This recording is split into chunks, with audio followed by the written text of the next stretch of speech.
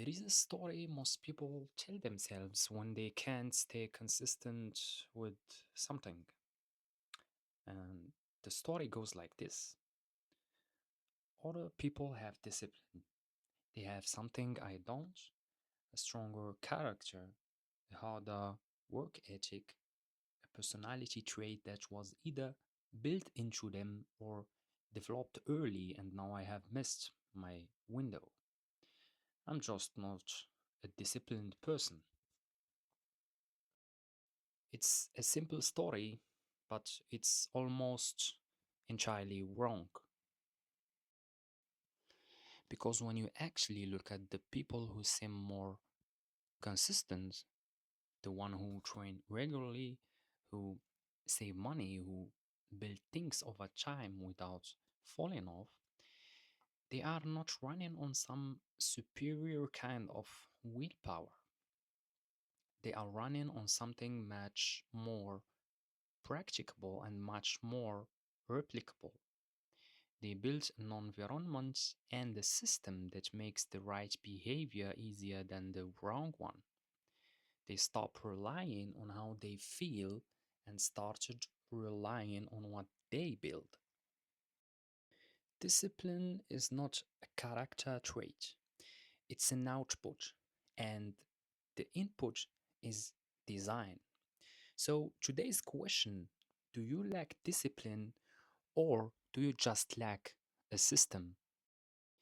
Let me tell you what the discipline myth actually costs people, because I think this is more serious than it sounds.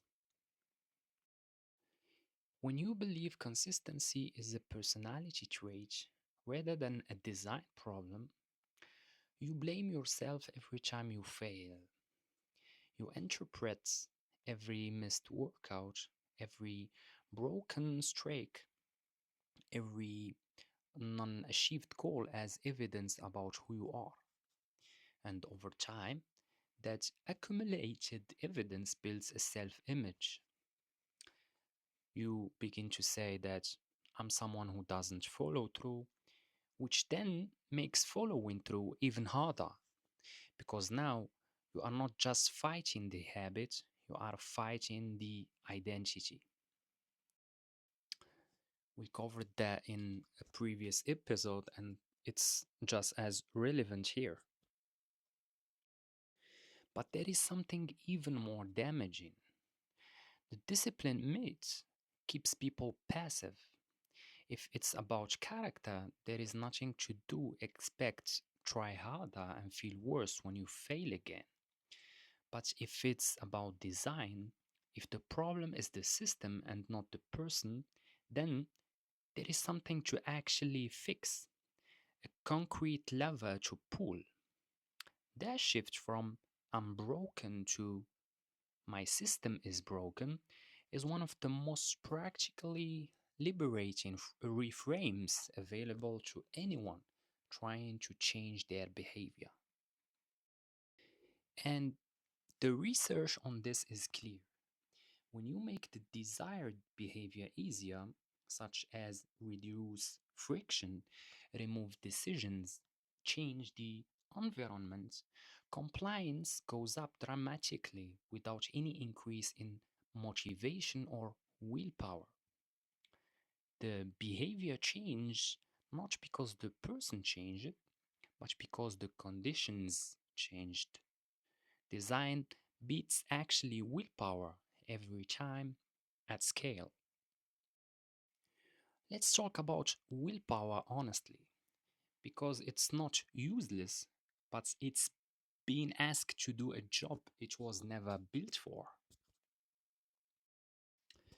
Willpower is a finite resource. This has been studied extensively. The concept here is called ego depletion.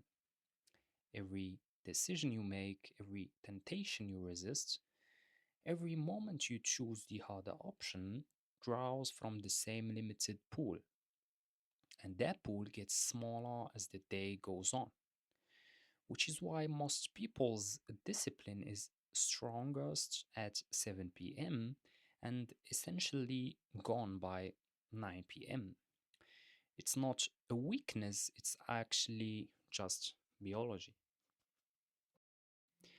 And here is the problem with relying on willpower as your primary consistency tool. You are using a depleting resource to fight against an environment that was actually designed to drain it. Your phone, your food environment, your social context, all of it is optimized to pull you toward the easy, the immediate, the comfortable. Willpower is a person with a bucket trying to bail out a flooding room. It can work briefly, it cannot work indefinitely. The people who appear more disciplined from the outside are not the ones with the biggest buckets. They are the ones who know how to stop the flood at the source by designing their environment so the easy choice and the right choice are the same choice. They don't rely on willpower because they have engineered situations where willpower is barely needed. That's the real secret. Not more effort, but less friction. So, what does a system actually look like in practice? Because build a system can sound abstract, like one of those pieces of advice that sounds good and means nothing. A system is simply the set of conditions you create in advance that make the behavior you want more likely to happen without requiring a fresh decision every time. Let me give you three concrete examples. First, environment design. If you want to train in the morning, your gym bag is packed the night before and sitting by the door. Your alarm is on the other side of the room. Your phone is not in the bedroom. You haven't left yourself a decision to make in the morning. The environment has already made it for you. Compare that to someone who wakes up, checks their phone, gets comfortable, and then has to summon the motivation to get up and pack their bag. Same goal, but completely different friction level, completely different result. Second, removing the alternative. If you are trying to eat better, the junk food is not in your house. Not because you are disciplined enough to resist it, because you removed the decision entirely. You can't eat what is not there. This sounds childishly simple. It works at a rate that complex strategies never match because it operates on behavior rather than willpower. Number three, pre committing. Scheduling the thing in advance and treating it as an appointment, not a preference. The gym session at 7 a.m. Tuesday is not I will go if I feel like it. It's a committed slot, the same way a meeting is.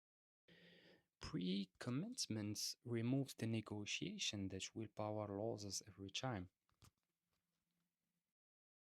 Now I will give you the system framework in 4 steps. Number one, identify the friction point. For every behavior you are struggling to maintain, ask yourself, what is the specific moment where I stop? Not the generally reason, the exact friction point. It is the decision in the morning, the inconvenience of preparation, the social environment that pulls you off course. Name the exact point where the system breaks down. You cannot fix what you haven't located. Number two, remove the decision.